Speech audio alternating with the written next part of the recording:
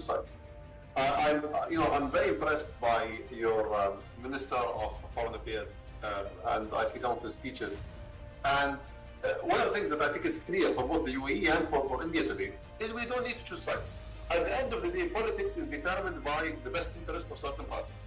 And the best interest today does not mean alienating someone for someone else. I think that model that existed historically is unfortunately no longer here. Today, a country needs to think about their own best interests, but needs to think about how their best interests don't harm others. Right? So, for example, me working with India does not mean that I can't work with the US. And does not mean that the three of us can't work together. And I think the I2U2 example is a great example. One thing we are doing as a country, and I think this has been, informally, but absolutely decreed by our president, our current president, is we will be a country that fights for peace and a country that works with everyone.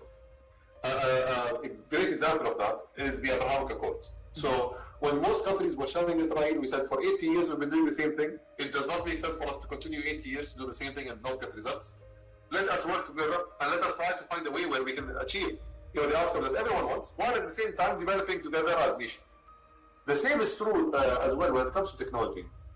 I think historically all of the models that we brought in, cultural models, technology models, societal models, were from the West. Today, the examples that we need to do are examples that are balanced. We should not be sensitive about our culture. We should not be sensitive about our history. We should not be sensitive about our needs as a global population or as a local society. So I'll give you an example. I think the influence of Bollywood today on people in the UAE is huge. People watch Bollywood, they have a affinity towards India. I don't think it should only be Hollywood. The same with technology companies. Today, some of the Indian unicorns are coming and dominating the UAE market and the regional market. I think, well done, we should do more of that.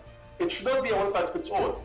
And the moment that you do not actually match or agree with a certain mindset or agree with a certain direction, that you get affected or you get threatened. Because at the end of the day, the local characteristics of countries are different.